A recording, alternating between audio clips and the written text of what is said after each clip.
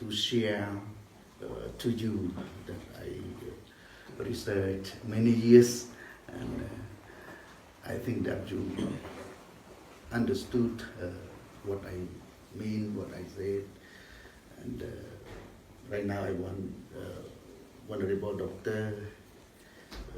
Pratham Kosaja, he's one of the nice directors of the Buddhist University of Cambodia to continue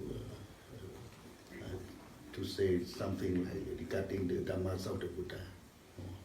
Thank you so much, Most Honorable His Eminence Dr. Chong Chia, and my respect to all the Honorable Monks, dear fellow Buddhist followers.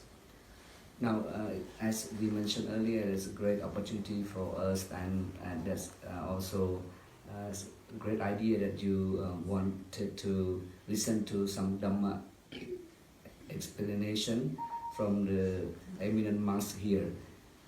Most Honorable Dr. Chamunti has already said quite salient features of Buddhist teaching. Mainly the Four Noble Truths. It started with the 5 precepts, and it's common to all the Buddhist tradition, and the Noble Eightfold Path, the middle way, Madhyama Padipada, and the Four Noble Truths, which are common to all Buddhist traditions, regardless of the vehicle or yana, whether Theravada, Mahayana, or Vajrayana. In Cambodia, we practice Theravada Buddhism, and it's a branch of Buddhism, and we believe that it should be the kind of more earlier in terms of history, in terms of the teaching. So it's more strict for monks to adhere to the disciplinary rules.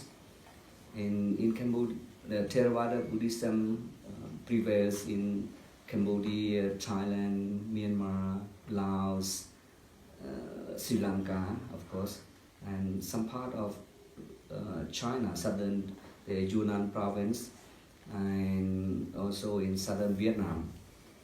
We practice, we follow Theravada Buddhism, whereas Mahayana you find in Japan, South Korea, China, Singapore, Malaysia, and northern Vietnam, and of course along with Mongolia, Tibet, Bhutan, Nepal, but the Mongolia, Tibet, Bhutan, Nepal, now they want to have a distinctive vehicle called Vajrayana, or diamond vehicle.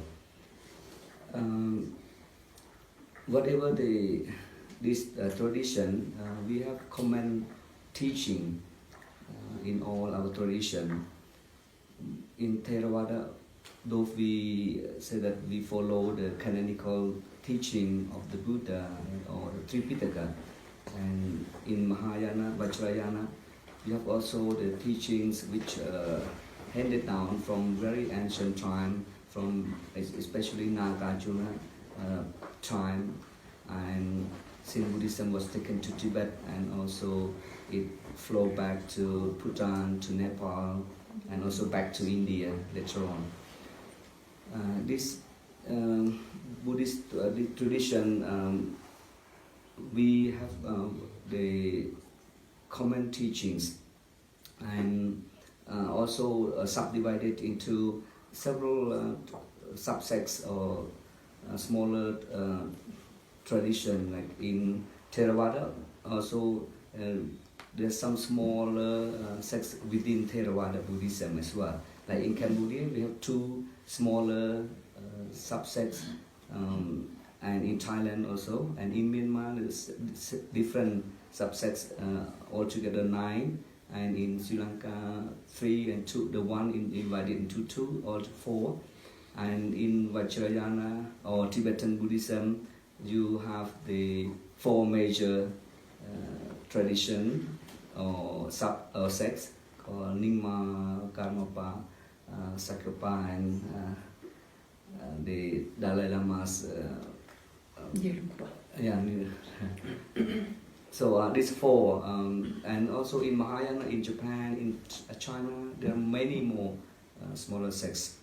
But the most important is how we practice the Buddha's teaching. That's important. Not what important is in the sect itself. But how you take the Dhamma into yourself and how you practice in your daily life. As most His Eminence Dr. Chamuntia mentioned that the Buddha's teaching has to be practiced or has to be translated into our daily life. Not only just to know it in the text, but in our daily life. How we can apply it, that's most important in applying our life. So we need to inculcate the doctrinal teaching or the theory and put into our daily practices, into our daily life. So this is what, as I mentioned earlier, that the Bhutanese people have been doing it quite well in terms of using the Buddha's teaching for their own happiness, not for material gains much, but for their inner happiness. That's most important, inner happiness. So like now, recently, Bhutan is famous for the gross national happiness rather than the just gross national product. They think in terms of happiness rather than how much income you get. That's very true to the Buddha's teaching, because how much you have, if you are not happy with what you have or not contented with what you have, still you are suffering. As most member Dr. His Eminence Dr. Chamuntia mentioned, that suffering is everywhere. So what is important is to be contented with what you have. At the same time, not to be idle, but as along you strive in your life, and you need to also to be contented, happy with the things you get by lawful and by dharmic means.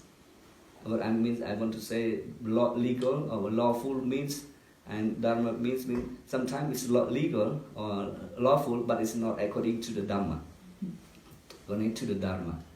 For example, you can slaughter animals and sell and become a rich man, but you don't follow the dharma. But it's legal, it's lawful. So you need to follow the law, and also the law of the land, as well as the spirit of the Dhamma. That's what the Buddha wants us to practice in our daily life, and that's very important. I think we don't have much time, so thank you for the opportunity. I hope if you want to ask any question, we can share and we can answer and help enlighten each other. Thank you. May you all be well and happy. May the Buddha blessing be with you. Thank you.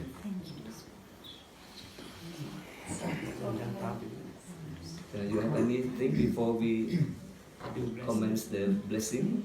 I think we are very happy to have received some teachings. Now we bless you. Now, so yes, blessing time. Okay.